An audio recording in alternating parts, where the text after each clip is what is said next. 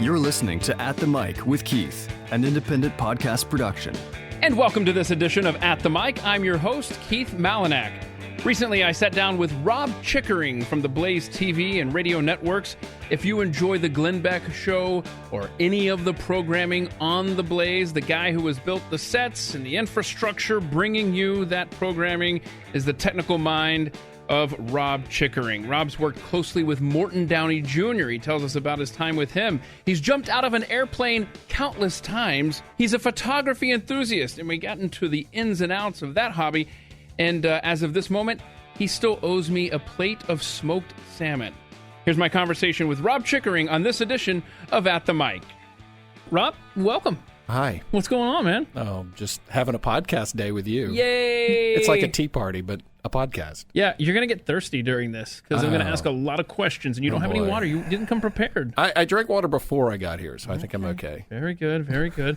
Well, I don't know if you know how this works, but I've already emailed you a list of questions. By the way, the list getting longer and longer than I set it out, so I apologize. People have mentioned, I asked people, like, other people have done this podcast. And I said, did you have this question? Like, no, he must be adding on to it. Yeah, I think it started So in like a month, it'll be 17 pages because it's like 2 right now. I think we've gone from 18 questions. I don't know. We're up to about 30 or so. Now, do you remember the bit I told you I was going to do? Nope. Okay. I don't remember at all. I told you that I was going to do one completely incorrect answer. Yeah. So there's one I've got to figure out where you're lying. You're not lying. To my listeners? Yeah, pretty much. And if you let it go through, then you have lied to your listeners. So are you going to, at the end, if I haven't figured it out, are you going to reveal which was the lie about you? I'll have to remember it. But yeah, it's been a while since I Wait, I'll have to remember it?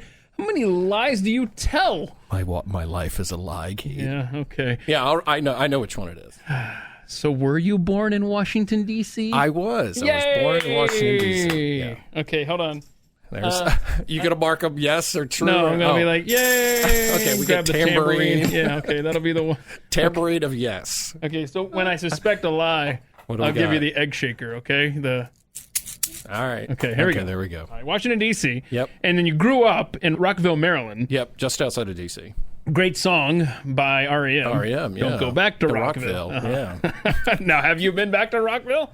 Not recently. My mom has left. There's nothing in Rockville left for me, except for my old high school. That's about it. All right. Well, how was it growing up in Rockville, Maryland? It was, typical suburb, born in 1964. So my parents bought their house, or bought the property, built the house. You want to know what their mortgage payment was? Oh, my gosh. I'm going to, simultaneously, I'm going to love it and hate it at the same time. Take a guess. So their mortgage payment. Yeah, they bought the property and built the house in the early 60s, I think. And was it a 30-year fixed? I believe. And when they paid it off, they were pretty excited. I don't know, man. $150. That's crazy. That is so You can't even great. buy a car for that. No So, kidding. yeah. But Rockville was like a typical, suburb of D.C. You felt like you're in a large metropolitan area. Mm-hmm.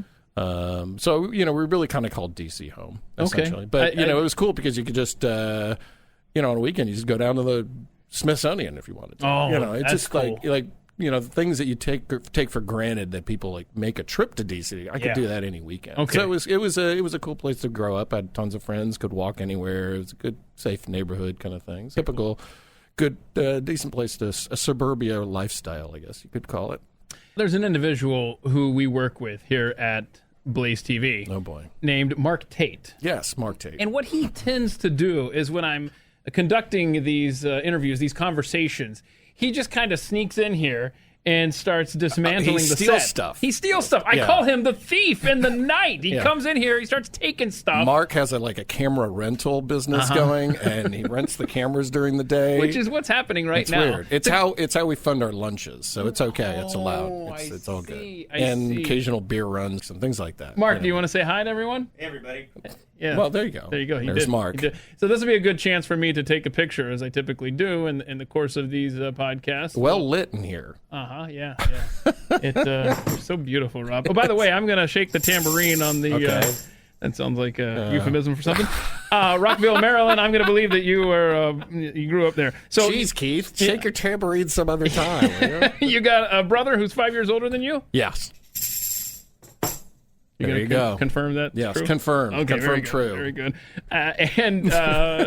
What's his name? Like, is he cool? John. I mean, did you like him growing up? I mean, my brother, 5 years is interesting because you're not really super close. You're outside of the range of like right schools. there, You're like. But I was always compared to my brother when I went through school. I bet that was fun, right? Oh yeah, because he was a much better student. Oh, than no. I was a horrible student. Like I could barely clear a class without getting a D. And a lot of like, well, your brother was really smart. What happened to you? Kind of like conversations would occur in school. So not terribly close, but we stay in touch. He lives in Georgia now. Oh, whereabouts? He's outside of Atlanta. Whereabouts? I couldn't tell you. He just moved there. It's like a little suburb. He lived in Franklin, Massachusetts for forever and worked for Fidelity Investments. And he just retired. Well, let's find out next time you talk to John, the smart sibling. Why don't you find out? I don't know if I have his address on my phone. Oh, wow. I know. I can wait while you look it up. I can just go over here and just kind of. You do a little tambourine music. Yeah, because I was born and raised in Marietta, Georgia, Cobb County, which is northwest of Atlanta. So if that's where he's living, that would be a small world, but not really, since I guess he's not more crowded. No, he's a little bit outside of. No, I still have his and address in here. And while you're looking, weird. Okay, so you don't know. Yeah, all I'll right. let you know. We can append this. We can come back and revisit that. Yeah, you question. guys are obviously really tight. So I guess we should take an opportunity to explain to people what you do here. Because I can't believe, now John must be a genius if he's the smart one. Because you're very intelligent and you get a lot of stuff done around here that requires a skill that I don't possess, which is simple math.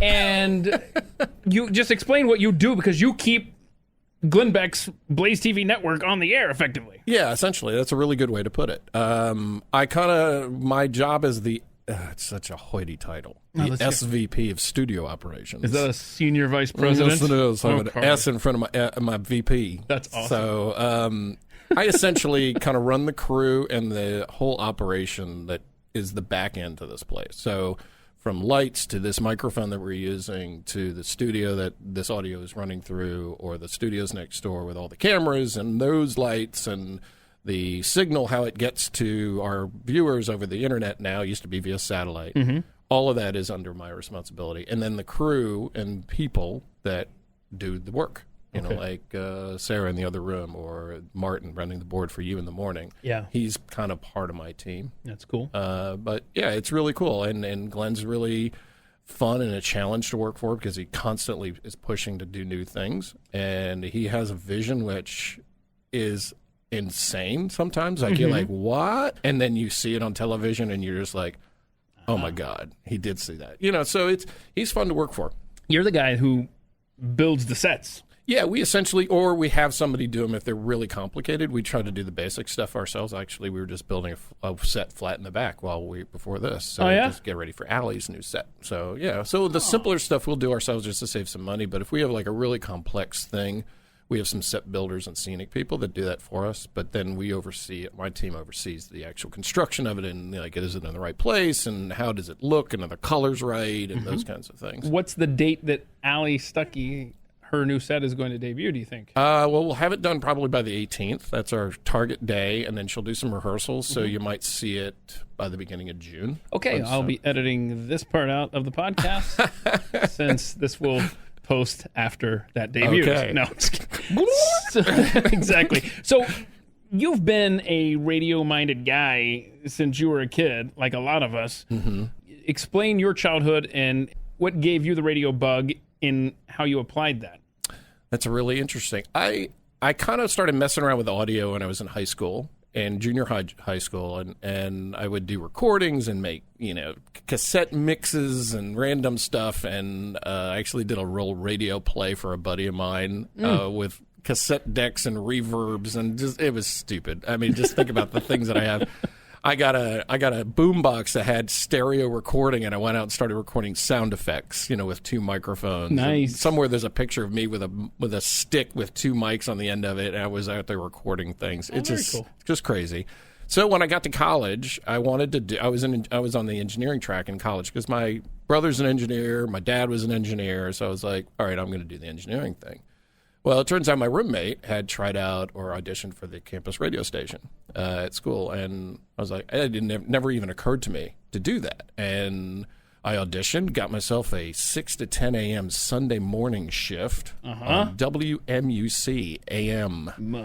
Muck. And it was a carrier current station, so you could only hear it inside the buildings of the campus. Oh, wow. Didn't even actually have a broadcast transmitter. Wow. Shout out to KRNU in Lincoln, Nebraska. I thought 100 watts was a weak station and 90.3 on the FM dial. And we had an FM station that was 10 watts, lookout, and it was alternative and a mess. We were pretty much like CHR. Was the transmitter at least on top of a tall building? It was on top of the building that we were in, so it wasn't bad. You could actually hear it around campus pretty well. But yeah, so that got me started, and then eventually I started tinkering around and doing production and started working in studios and learning how the audio flow worked and just kind of teaching myself the whole setup, and then eventually got in a job.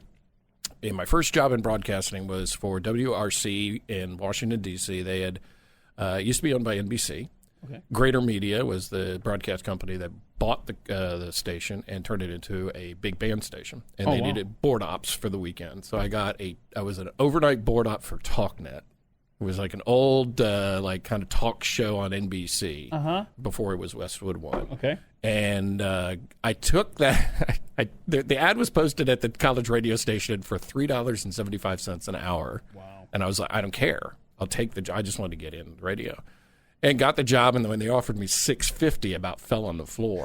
You're like, wow. Yeah. So I did that for quite a while, and eventually met the chief engineer there, started working for him, and he can tell you all kinds of stories about that, but we won't go down that rabbit hole too much. But eventually I started interning into the engineering department, and that kind of started my career. Okay. And I quit school because I was learning more at the radio station than I was in school, and at least that was my justification for it. and the University of Maryland sent me a little letter about academic dismissal that kind of like got things rolling. Oh, so that's kind of a prompt. It's like, hey, we're kicking you out, so I guess I'm not going to come back. And so I was learning a lot and loving radio, and you know how it is when you first get started, you just go knee deep into it, and that's what I did. And so I eventually started building studios, started doing a bunch of different stuff, had a full-time job, and it's, almost 40 years later. I think I started in like 83, 84. And somewhere in there you were I'm going to reach for the tambourine. I believe it's true. Maybe. You're not confident in your shake. A segment producer for Morton Downey Jr. I was. I jumped out of radio engineering and got into programming a little bit more and worked for Mort. I actually wound up going on the road with him a whole bunch. He was our talk show host in D.C. We changed format to talk radio. And we hired Mort, and he did middays. And he was living in Philly and coming down to D.C., like randomly. We had him on remote. He could do his show from his house back in the early days. And so they decided they were going to have him do his show from restaurants all over D.C., like high-end restaurants like the Palm, and that's where the big decision makers were. So we'd be set up in the middle of these really nice restaurants. So I was on the road with him, for almost a year. And so he and I built up a rapport. It was fun. He was a really cool dude. He seems like, correct me if I'm wrong, okay? He seems like he's so high intensity once the camera's rolling. But it almost seems like, I bet off the air, he is a normal, just chilled out guy. Yeah? It's a show. Yeah. I mean, it's not like it wasn't who he was. He wasn't making up a persona, but he would amplify it. Right. And he was a big personality guy, but he was really good to me, and so worked for him for quite a while. Worked on his TV show as well as a segment producer. We relaunched his TV show in Palm Springs, and got into that was my first touch into TV producing. And so we wrote, did book guests, did everything, and we would do 1 week of shooting. We do 15 shows in a week, and we just bang them out, and we're shooting in Palm Springs. So had to do the radio show in the morning, do the TV show, 3 TV shows a day for 5 days. It was a pretty crazy schedule. Wow. A lot of writing, a lot of bit coming up with, things that we'd have to do, but it was fun. And eventually that kind of fell apart. I peeled off and got another job in radio, started working freelance. In and around that period, my life took a little bit of a turn, and I started skydiving. And I'm not sure if I even put that on there. Did I put it on there? No, you are incorrect, sir, All right, with the shaker. tell me about skydiving. So while I was in Palm Springs, I worked with a guy who was a comedian. He was like the host of Mort's show, and he took me on what they call a demo jump, where he went on a skydive. He was a professional skydiver, and he just like, you sit in a seat next to the pilot. They open the door of the airplane, and out he goes. And I'd never been a daredevil kind of person, but there was something about it. It caught me. Oh, boy. And so we did a tandem skydive. That's where you're attached to an instructor. Yeah. And it was incredible. So I got back to Dallas, and I found a local skydiving operation here. It's about an hour north of here. I took my training, got my license to be a professional skydiver.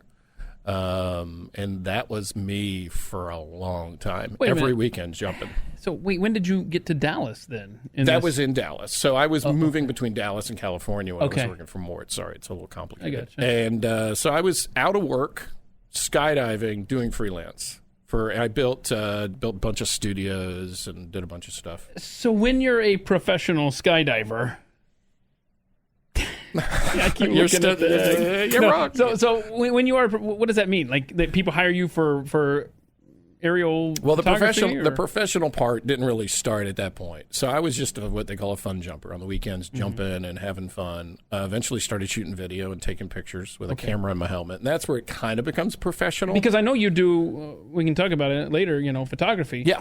Is that where it started then? Yeah, I had always wanted to be a photographer or take pictures. My dad was a photographer, and we had a darkroom in the basement, so I always kind of had a vibe for that, and I just never worked it. And skydiving was cool because it took you to a place where it's like, I can take pictures at 10,000 feet while going 120 miles an hour. This is pretty cool. Yeah, just don't forget the shoot. Yeah, at some point, right? Exactly. So actually, we wound up taking pictures for like a sunglasses company, and doing things. So the whole skydiving thing was fun, and it was pretty hardcore for about 3 years. Jumped a lot. When I finished, when I stopped jumping, I think I have about 1,600 jumps. It became professional when I met a buddy up there, and he decided to put a sky surfing board on his feet. And it's kind of like a snowboard, but it's much more rigid, and it eventually became a sport in the X Games. So the first years that the X Games came out, they had sky surfing. Oh, wow. So if you go back and look, you'll find me on ESPN or ESPN2 on some of the training on like qualifying meets. We would have 4 meets per year, and that's where it became professional. So I was in the X Games, I think 3 years. Wow. So don't lift up the shaker. You can lift the tambourine. It's provable on the internet. I can show you video. I was just going to the old Google here. Do two guys with jobs sky surfing. You'll find our old demo video. Okay. So you can do that later. You don't have to waste time while you're doing the podcast. I'll get this. Yeah. Okay. So that's pretty awesome. When did you get to Dallas then? And you're like, what year are we at? 90. Let me think. 93, 92, 93. It was about the time when the Koresh thing was happening. I literally landed at DFW Airport. My buddy picked me up. He says, "You hear what's happening?" Yeah, so it was pretty crazy. And the station I worked for at that time where Mort was on the air was a kind of a heavy conservative talk radio station. Like its bumper sticker was a giant pistol. It was awesome. It was Hot Talk Radio 1190 KGBS. So they were knee deep in it, and so that was the whole period of time where I got to Dallas was the Koresh compound world. It was kind of a fun little marker in time. Yeah, no, that was like the first few weeks of the Clinton administration, so that would have been early '93. Yeah, that sounds right. Like February. Yeah. And I think it went to like April 1st, somewhere in there. Yeah, somewhere in there. Yep. And the whole skydiving thing kind of kicked off. Or no, it had to be April 20th, right? Nah, we're going down that rabbit hole. The reason I'm doing that is because I think that was the whole reason why Timothy McVeigh chose that you're day. Right. You're right. Okay. I mean, and we're being total nerds now. At least I am. We have to figure out the dates. Yeah. I can't let this stuff go. Anyhow, it went on for quite a while. Yeah, right? yeah. Just every morning you get the update on like today, April 19th. Okay. So there you go. Okay. Was it in Dallas when you met your wife Julie? Yes. Okay. So tell us about her. At a bar. At a bar. Believe it or not. Yeah. Okay. Yeah, I had made, I think, my 10th skydive that day. I was at a bar around the corner from my apartment. So I made my 10th skydive. That's exactly the way it was. Exactly the way Was it that like your pickup line? Hey, guess what I've been doing today? Totally. I mean, you're skydiving. Might as well use it, right? Yeah. Was she impressed? She was somewhat impressed because she had actually made a jump. Her brother was a jump pilot, and she had actually made what they call a static line a long time ago. Was it okay? I was about to say. While ago. It wasn't like that day. Oh, you know what? I did too. And the whole reason she was in there with her girlfriend because they were going to go be flight attendant scabs for American Airlines. The flight attendants were on strike, and they were going out for a last drink before their training, and it turns out they signed the contract the next day, so they didn't have to do that. Gotcha. Yeah. Okay. So do you guys ever skydive together? We used to. Yeah, a lot. And so, I think she kind of figured if she wanted to see me on the weekends, she had to join in. But she enjoyed it, and she was actually in the X Games kind of organization that we were part of. Oh. She was actually a judge at one point, so she was actually judging my skydives without competition. Without y'all knowing at the time. No, okay. It was cool. Everybody was cool with it. And she'd come out of the booth, where they'd have a trailer, and she could look at me and she's like, "It didn't go so well, did it?" I'm like, "Yeah, it didn't go so well." Thanks, Judge. Yeah, thanks, appreciate that. Yeah. All right. She was pretty tough on me. Very cool. Because she knew, the thing that sucked is she had seen all the jumps. She knew what they could be, right? Oh. So it was actually probably she'd seen worse. the best case scenario. Exactly. So when you weren't able to do that, it was time to. We effed it all up. It was like, okay, you screwed that move up. They're like, God dang it. You're not supposed to know that. You're just supposed to be impressed that I'm doing it, period. And you guys have a son together? We do. He's 21. Wow. He's starting his senior year at OU after this summer. Okay. What's he majoring in up there? He's on the engineering track. He's doing industrial engineering, which is pretty cool. He's digging that. Oh. So he got your... He's pretty smart. Yeah. And he's got my wife's brain, too. Okay. He's a pretty sharp kid. Very cool. Good student, unlike his dad. So when you're not building sets and keeping giant communication networks on the air, you obviously, we talked about the skydiving. Yep. Kind of got into the photography. Yep. We'll get to cooking in a second, but let's stop on photography for a second. Do you do that freelance? Yeah. Okay. That's pretty much more like a hobby. I mean, I have been paid a few times, so I guess I could call it professional. Okay. Who are some people that like you? Oh, like a couple local artists will, spiff me $150 to come shoot their show. Nice. It's kind of nice. It pays for the gas. Okay. And the first show I shot, like first music show, when we're saying shows, I guess we should say music, like concerts. Concerts are pretty much what I shoot. Small bar stuff or any bands. I love the energy on a stage and trying to capture that. Mm-hmm. Shoot 99% black and white or process everything in black and white. Why is that? It's just my style. Mm-hmm. I like the look of it, and I start to see it now. So I see shadow and light, and when you're shooting in black and white, or you're going to process it black and white, you don't care about it being brown. You're trying to find contrast or find something that looks dramatic. Okay. So I have kind of a style that I go for, and I think with music, it looks. If you're shooting landscapes, black and white doesn't necessarily always look nice, right? Unless you're Ansel Adams. But good point. Good point. But in music, I think there's a grittiness to it and an energy that you don't need the color, but it sucks sometimes because I'll have some shots and I'll look like, oh, the lights are just blue and red and they're all over the place and it looks amazing. And sometimes I'll keep a few, but I try to stick to that, being my style. Okay. I had a teacher who I took a class from in New York, and he said, shoot black and white, give it a shot. And I did. And when I did, I really kind of shifted how I saw photos before I took them. And I like it. It's a little more challenging, and it's given me a bit of a style. So, sometimes you have to set yourself apart in a world where a bunch of people are doing the same thing, and it feels like I have. So I'm really proud of my stuff. That's cool. Yeah. Can people check it out online or something? Yeah, the chickeringproject.com is my website. The chickeringproject.com. Yeah. Okay. In doing photography or some of these shoots or anything like that, like, what are some celebrities that you've rubbed shoulders with? We've talked about Morton Downey Jr.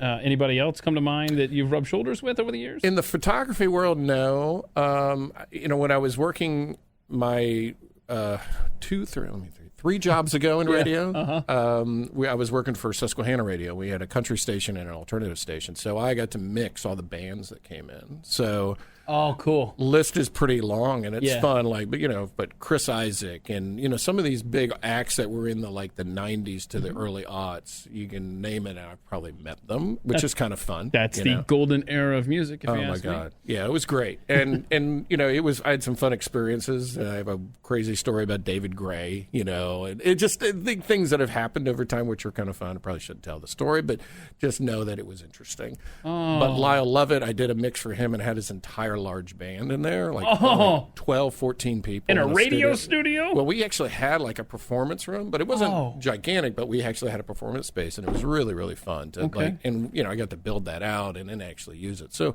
mixing music is kind of something I don't get to do hardly anymore. We've had Aaron Watson in, and that's been fun to kind of exercise that muscle again. But it's something I miss. But the photography thing is, I think, that new creative outlet for me. So it's been fun. I kind of wanted to ask you a follow-up there, with David Gray, a story you're not supposed to tell. I mean, you can't say that and expect me just to gloss over it. I don't want to tell it, but it was awkward. It was awkward. No, okay. Tambourine. But we're not going to hear it, right? No, I better not tell it. Well, we can change the names. Yeah. David too late. White. Way. David Ray. Yeah. Okay. So cooking. You enjoy cooking? Yep.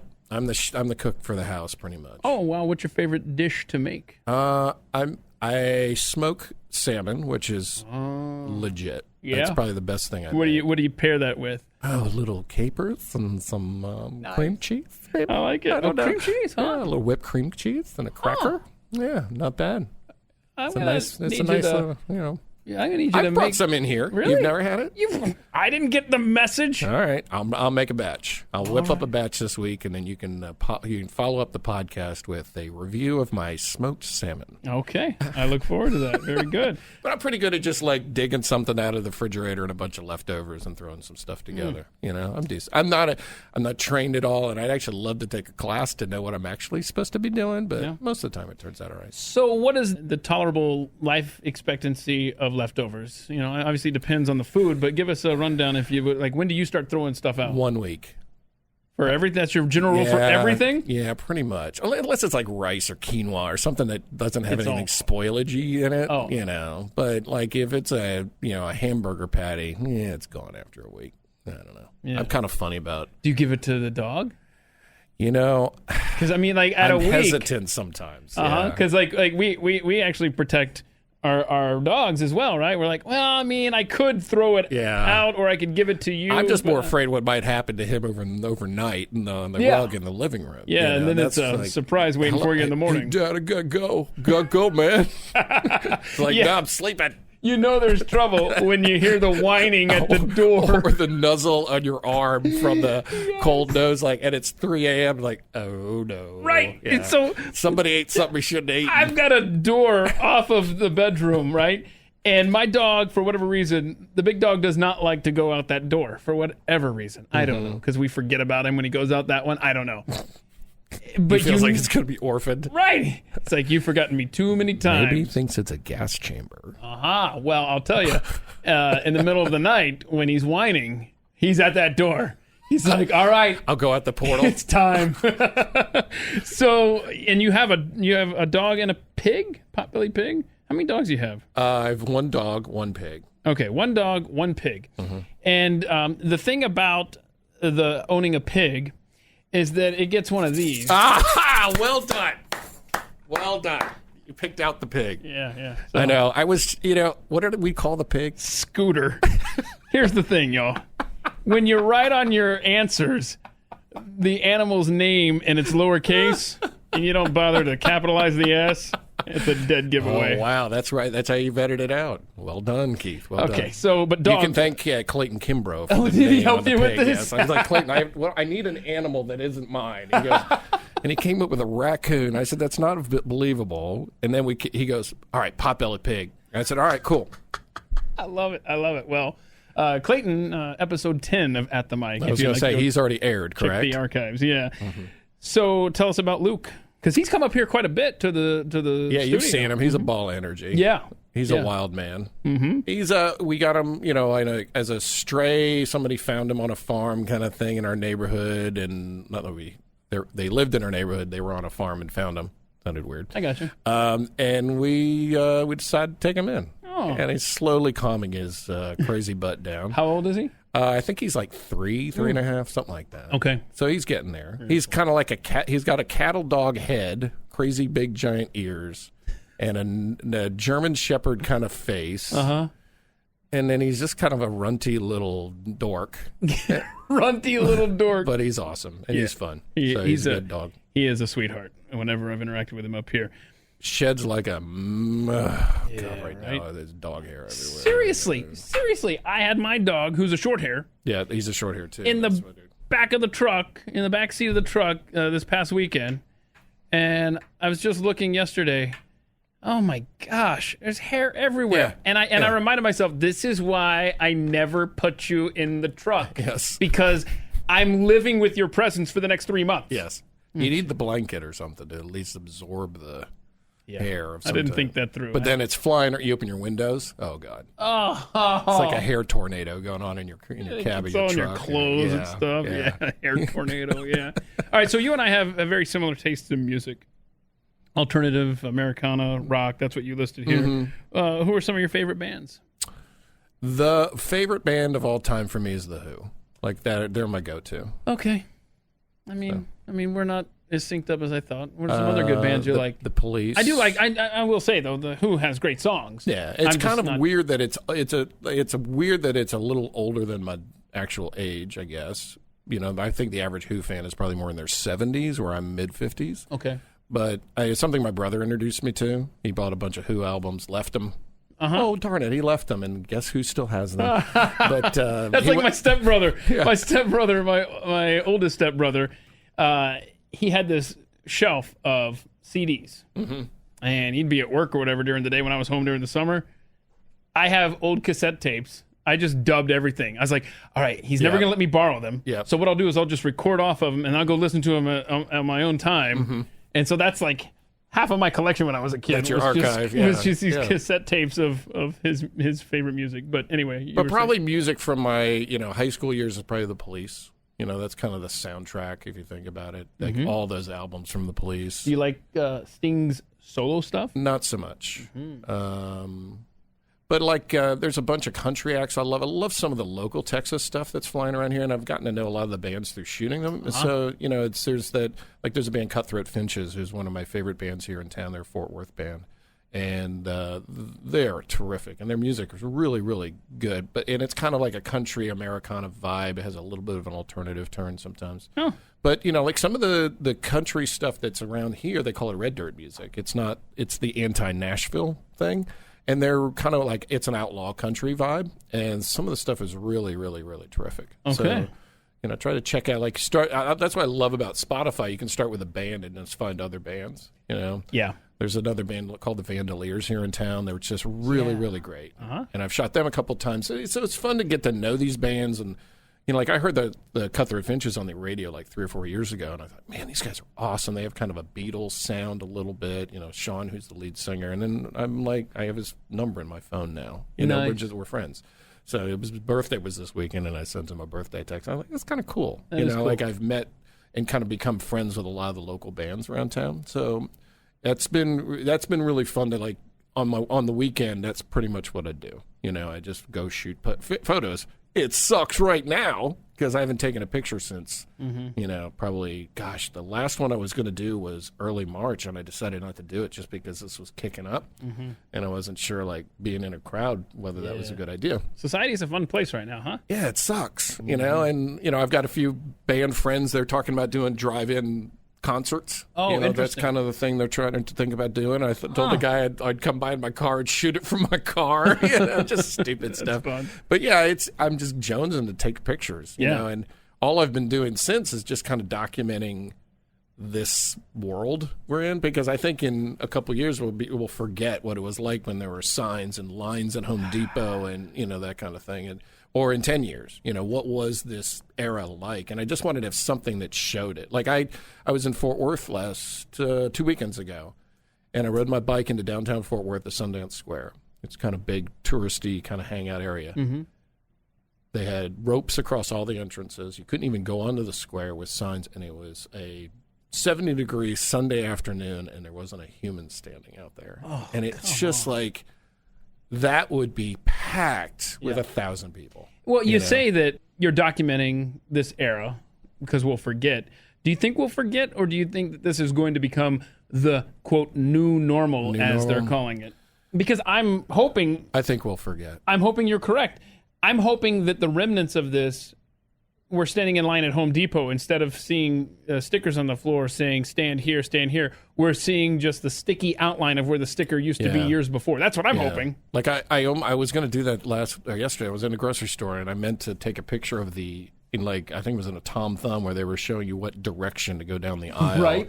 And I thought, I'll forget that we'll forget what that was like. So that's one thing that's kind of fun about taking pictures, is you get to like a little bit of a documentary kind of vibe to it. So. But as someone who takes pictures as often as you do you enjoy the world where we would get stuff developed and then we would have a huge box of photographs, 90% of which are crap? Yeah. Or do you like having everything digitally? And before you answer, those pictures, at least in my world, are so out of sight, out of mind. The digital ones? Yeah, because you really have to sit down and think, okay, now I'm going to look at pictures. Yeah. And fire up the laptop and go through them that way. Whereas a box of pictures or a photo album, you can just sit down and just start looking at them. Yeah. Which do you prefer, though? All right, let me ask you a question. When you were a kid, when you got bored, did you open the family photo album and just look at it? Yeah. I did all the time. All the time. Yeah. And I missed that. And I agree with you 100% that photos get locked away on a hard drive. But I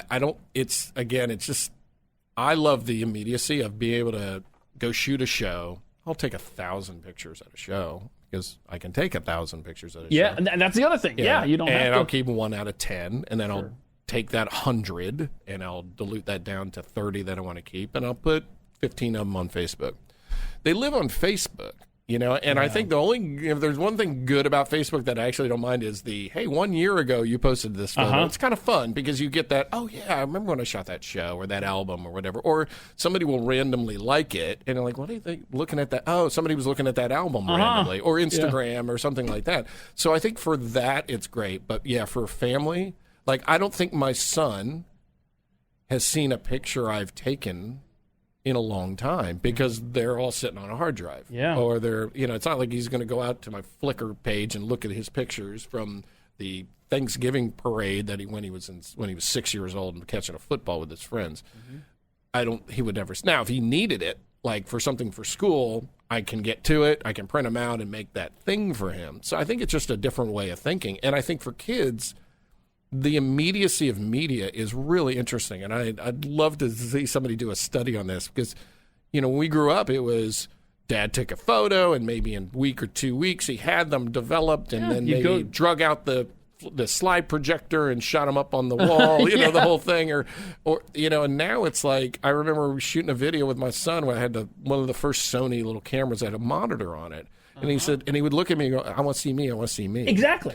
So it's a different. I think it's fascinating, and the immediacy of it is cool, but I still like shooting in film. I have a Polaroid camera, which is fun. I was about to bring them up. I was about to say how, you would drop off your roll of film at the drugstore. Yep. And you'd, like you said, wait a week or two and hope for the best. Yeah. Or you'd go to that, the little mobile kiosk thing in the middle of the parking lot. What are those things called? Oh, the photomat thingies. Yeah. So you got that.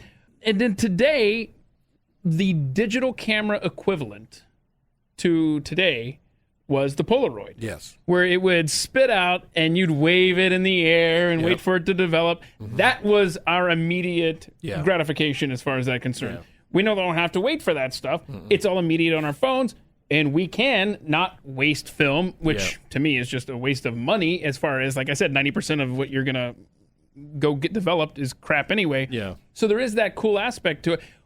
One thing that I have done is I have on my phone just a year in all these folders. So right now I have a 2020 develop folder.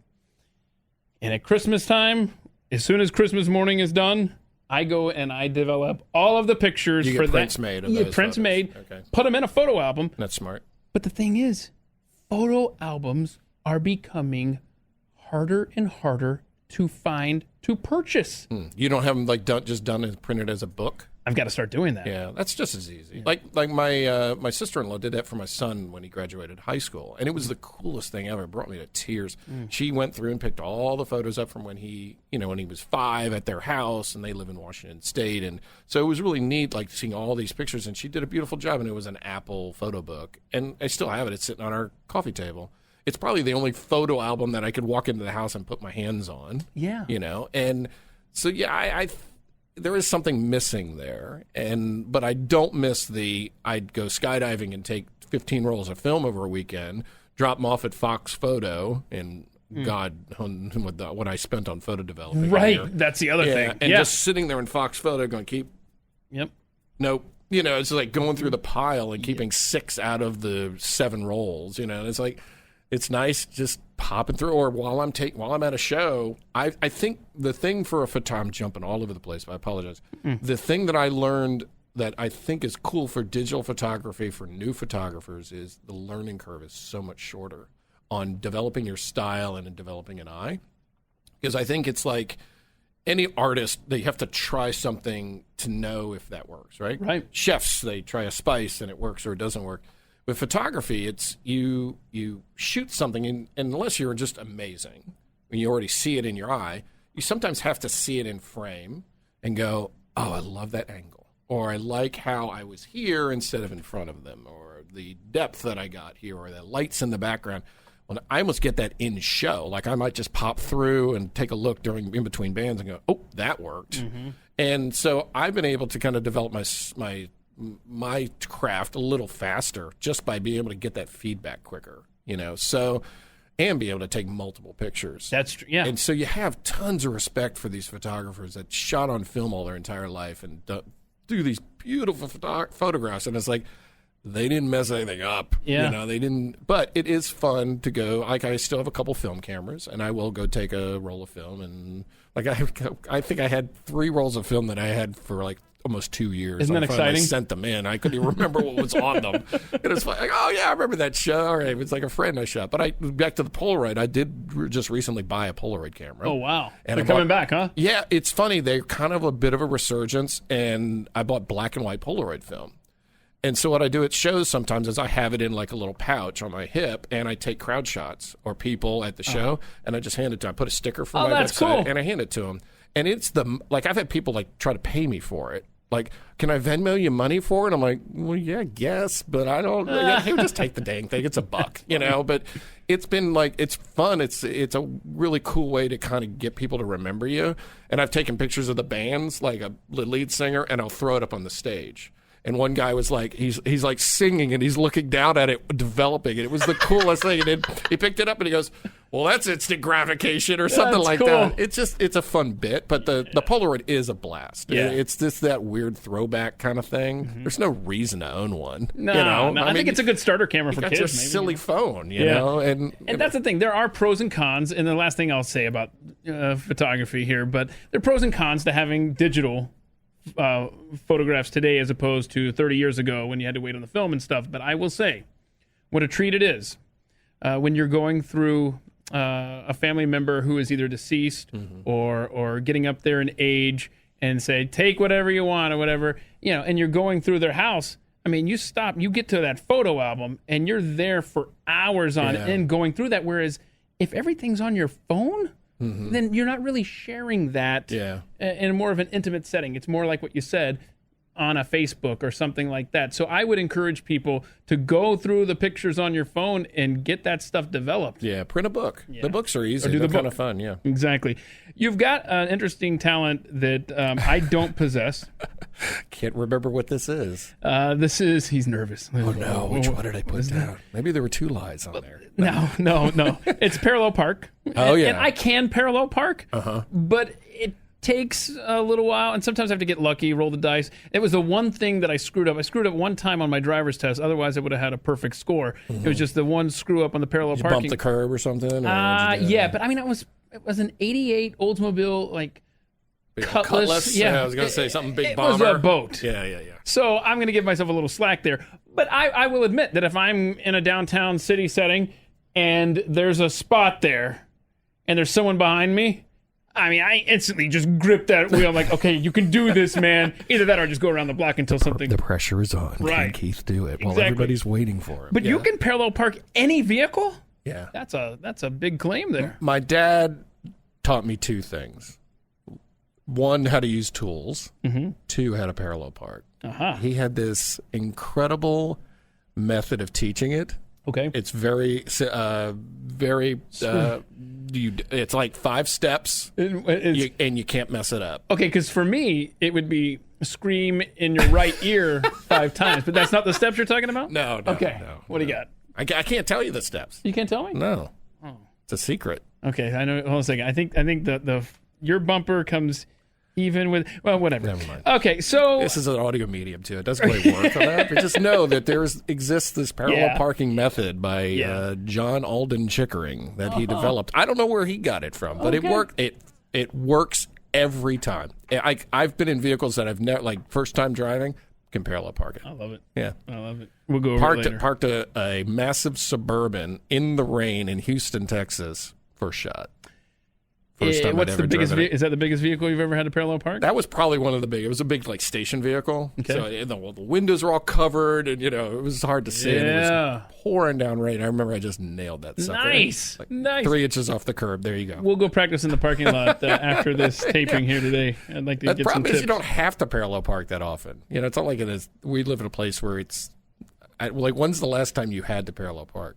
I just avoid it. I go around the block until there's 2 spots together. I can just pull in straight and go, ta-da! I did it. Because 30 minutes later, when there's nothing but cars lining the road, people have no idea how easy it was. Then you just do the curb roll up thing. You just roll up on the curb, you pop black down, and you're in. Oh, I do that just in a regular parking lot spot out here. Okay, so your earliest memory, do you remember what that is yet? Oh, God. Because I'm wondering if you forgot I since think it you might have wrote been shopping or going out with my mom. Yeah, or to the something grocery like that. store Yeah, or something like that. Yeah. One time my mom left her purse on the roof of the car. It's pretty funny. Was it? Yeah, we got to the grocery store. She didn't have her purse. Oh, no. She's like freaking out. Like, where's my purse? This describes the neighborhood I lived in. Uh-huh. She had gotten in the car, put the purse on top of the car, closed the door, got in the car. Mm-hmm. So we drove like crazy all the way back, the 15, 20-minute drive back to the house. Oh, no. Purse sitting in the middle of the street. There it was. Wow. Yeah. That's helpful. I thought you were going to tell me like stuff was just strewn all over the driveway. Well, the potbelly pig had gotten into it, but it's okay. Yeah, I got you. Who's had the biggest impact on you in your life? Easily Marty Sachs. And Marty was the chief engineer of the stations in D.C. for WRC that we talked about earlier. Mm-hmm. He gave me an engineering internship, gave me a shot, and has been probably my best friend and advisor. Professional advisor, emotional advisor, just a great guy. Oh, that's great. Yeah, and he works for Telos Axia, the company that makes those phone devices and broadcast. And, Yeah. Okay, Tello. Yeah, I've heard of that. That pops up everywhere in the broadcast business. Yeah, he's a big hitter up with them, and he and I have always maintained contact. But yeah, anytime I get back to DC, we try to get dinner and just hang out and chat. But yeah, he advised me on taking this job. Oh, that's great. Yeah, that's great. So, your most embarrassing moment. You want to tell us what that was? What was it? Because this is a... And this is recent. Oh, no. Because, see, this is a lesson that I learned at a young age. And I'm not... And I'll set this up for you to tell your story. But, let me wait. Let you tell your story, and then I'll tell you how I learned this lesson without getting burned. But go ahead. I think mine was last year during the summer. I was at a lumber yard. And it's this kind of place that only sells cedar that's on my deck. So I had a couple of broken deck boards, had to go get some cedar. Well, I'm driving my car that doesn't, they sell this stuff in like 12-foot, 15, 20-foot lengths. So I need it like 10 feet so I can shove it into my car and close the windows and do the whole thing. So I go up to the door, desk, and girl's helping me out. And I swore she told me she was pregnant. So she's a little round. I guess so. And okay, go ahead. And so we go. She's like, "Yeah, I think we have some in the back." And She's like, and we're trying to find one of the guys to cut the wood. Oh no. And I said, look, I'll cut it, if that's okay. She said, oh, yeah, that's fine. So I fire the saw up and I plop it down there. And she's like lifting the boards. I said, no, don't do that. You're pregnant. And she goes, I'm not pregnant. I'm just fat.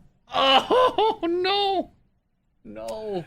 As I proceed to operate the saw and stack the wood and leave the lumber yard with my tail between my legs. No kidding. I could not believe. Was she laughing or not happy at all? She rolled with it. Okay, that's so good. It might not have been the first time she'd heard it. Yeah. It was like she looked, dude, I mean, I'm not going to go anywhere. But you thought she had said something about being pregnant. I swore that she's mentioned, and maybe I just, from the moment I saw her, I just assumed she was pregnant. You just planted it in your everything she said was just like supporting that assumption I had made. I thought you were going to say when she called the guys, I thought a lot of people got to witness this embarrassing moment. Hopefully it was just the two of you. Just the two of us. Okay, well that's. I'm sure she told everybody else that DA just told me I was pregnant. So. What happened to me when I was in about 5th grade, a family member and myself, a lady pushing a stroller and obviously pregnant walked by, and my family member asked when she was due. And this lady said, I actually just lost a baby. So from that moment on, since I was 10 years old, I will never... ever. Yeah. So anyhow, I have held fast now for however many decades of never, ever asking a woman if she's pregnant. I never thought I would do that. Mm-hmm. Never thought I would make that. And it was in my head that this woman was pregnant. And it never even occurred to me that she wasn't. And she wasn't. Mm-hmm. So, sorry about that. Now, your son who is in college. Yep. Does he have a serious girlfriend? He does. So do you think that there's a wedding on the horizon there? Who knows? He's been dating her since 9th grade? 10th grade? Somewhere around there? Yeah. I believe it. Some early high school. He might have even been junior high. Because they've been together quite a long time. You would like to become a grandparent someday. Yeah, it'd be kind of fun. And it just seems like that trajectory is there. Then? It seems like it. Very good. But I'm not interested in him like graduating college and having kids. I don't think that's a good idea. But I just meant like at least there's good prospects there right now. Okay, good. I think so. And she's really great, and we all get along, which is fun. So and they're really good together. They're one of those. She's really outgoing, and he's more kind of chill like That's me. Cool. I'm more introverted. So I think they complement each other. They're fun. They're a fun little couple. No regrets that you can think of over the course of your life, or that you'd want to share? No, there wasn't anything that popped in my head when I saw that question. I actually kind of felt good that there wasn't anything like I don't know. That's good. That's good. And no bucket list. Nothing like I've got to do this before. I mean, dude has gone skydiving 1,600 times. Yeah, I've had a pretty cool life, and I think maybe on the bucket list is to one day do the photography thing professionally. Like that's actually my career. If I ever retire and I just continue to do that, that would be really fun to say that's my job now. But yeah, it's I love this work. It's a blast. I mean, much like you eat, drink, sleep this. We all do. Not much sleep. But not much sleep. I understand That's the reason, yeah. But, we're always either thinking about this stupid job or we're doing it. And it's fun. And, as crazy and as nuts as it gets to be sometimes, and sometimes it's a little, it's a lot to handle. We that's the things we can't talk about. But in general, it's fun work. Yeah. We could be out digging a ditch or something, and that would suck. But the fact that we get to just play radio every day, it's pretty fun. No complaints. Yeah, absolutely. Okay, so you mentioned your website. If people want to check out your photography, do you sell photographs there? No, I haven't done that yet. I haven't done any sort of like e-commerce on that site yet, but it's just there to check out. Could people... They can hit me back if they want to buy there's something. Like an email address, contact or something to say, hey... request more info on a photo. Because I've done that before. I've gone to... There's a photographer who has like a gallery, for lack of a better phrase. By the way, his website, folks, thechickeringproject.com, if you want to check out his stuff. Also, that's his Instagram handle, right? Yep. The Chickering Project. But this guy was a great photographer who has taken some of the most iconic photographs in nature ever. Like there's one specific one that features a shark eating a seal or really? diving up and grabbing it or something. Oh, I think I've seen that. Yeah. If that photograph is the one, I think it is. It's been so long I can't remember, but I'm pretty sure that was the one that was famous, a few years back. Anyhow, I went to his website, and it's a gallery, but like you said, it's not set up for e-commerce. Yeah. And I reached out to him. I was able to buy some photographs, and he put together this thing because my wife, Carrie, she's a big shark freak. And so I was able to get this guy who lives on the other side of the planet. I had to figure out krona, US dollar, conversion there. Yeah. But anyhow, you guys frustrate me, you and this guy here, because people go to these websites and I want to be able to click on something and say, buy it. Sell this to me. Yeah. So it could save yourself some trouble if you would. I'm just mine word gets of the a wise. little challenging because, I'm shooting bands that, I'm using somebody else's image. So it gets a little trickier there. Yeah, the shark ain't going to sue him for selling the shark. I don't know, man. If PETA gets involved, you never know. They could supply a lawyer. The shark provides your rights for this photograph. So, I don't really have any kind of legal, hey, I'm sure your show tonight, I'm going to sell stuff. I think they're all, and I give the bands full usage anyway. Yeah. So it's kind of a give and take. But I've got, are you familiar with Leon Bridges? You familiar? No, blank. Okay. Local guy, made it big. So he's a Columbia Records artist now. He's amazing. Leon Bridges is terrific. Kind Sounds of like throwback. somebody I should check out, huh? Throwback 60s guy a little bit. Music is terrific. Okay. But I've got some incredible shots of him that I shot at Fortress Fest last year. I'm not sure I can sell those. So I have to be careful with some of that stuff. Okay. But see, as you're documenting this COVID-19 world, right? I could sell that all day. Yeah. So you need to... Yeah. Just trying to help you out. I appreciate it. Yeah, cool. So e-commerce is definitely on the next iteration of the website. I just wanted to have something up that proved my legitimacy because it was when I would apply for a photo pass for something like Fortress Fest or like a big concert festival, I didn't have anything as my business card to say, here's my stuff, other than a Flickr page, and that kind of looks a little chintzy. Yeah. So at least this has a professional vibe to it, and people can go find photos easily because you can search by date and things like that. So I wanted to make it easy for if you were at a show and I was shooting and I gave you my card, I don't have to tell you where they are. Just go look for the date. Okay. And then you can find the photos or look for the venue, that kind of thing. And before I let you go, though, when's the last time you've been skydiving? Gosh, stopped skydiving long time ago. Let's see. So that son was probably 15 years ago. Okay. Last skydive. So that's not something that I could go up and do a tandem jump with you and stuff. No, not right now. I can hook you up with them, but I can get you connected up with the right people. But I haven't taken a jump in forever, and it'd be nice with this new camera stuff I have. Like some of these cameras, like these Canon cameras, that shoot video, and the video is unbelievable. Very last question for you. Mm-hmm. I've always wanted to go up in a hot air balloon. Mm-hmm. Which do you think is more risky? Oh boy, the skydiving or the hot air balloon? Plummeting to the earth at how many miles per hour? 120 miles an hour. 120 miles per hour, or trusting someone to put the right amount of heat to the helium there. I don't know. Those things scare me a little bit. Right? I know they're just a little freaky. It almost feels I always more wanted risky. to jump out of one. I never got to jump out of a hot air balloon. I want to do both. I want to go up there and... Jumped out of a helicopter. Mm-hmm.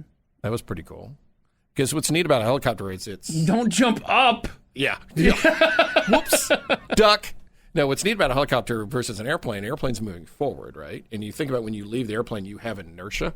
Uh-huh. You're traveling at the speed of the airplane when you leave the airplane. Okay. With a helicopter, you're just hovering, right? Oh, boy. So you leave that, and there's this truly kind of weightless dropping feeling. No. It's pretty cool. It's the only emergency exit I've ever had out of an airplane. I wonder if Frickin' helicopters. That is the same feeling. When I was in high school, a friend of mine was a pilot. Mm-hmm. And so one day he and I flew around the Southeast. We just little airports, Georgia, Alabama, Tennessee, back home. Just to Atlanta. hopping little municipal airports kind of thing. Yeah. And so he turned it over to me to fly the plane. I think it was a Cessna, some really small plane, right? For what seemed like eternity, but was probably no more than 20 or 30 seconds. Yeah. And I remember taking the controls and just dropping down like a ride at Six Flags or something. And I'm like, Okay, Wes, take over. I can say I've flown a plane now. Thank you. All right. So, anyhow, I can only imagine what it's like to actually jump out of a perfectly Keith good the piece of yoke. machinery. Don't give Keith the yoke. No. I can say I flew it. 20, 30 seconds. That's We're fine. good. Anyway, Rob Chickering, the Senior Vice President, to make sure I get all my letters right, all the acronym here. Yeah. Senior Vice President here at Blaze TV, Glenn Beck's network that he keeps on the air. Thank you so much for spending time with me today. You're welcome. Appreciate Thanks it, man. for asking. Sure thing.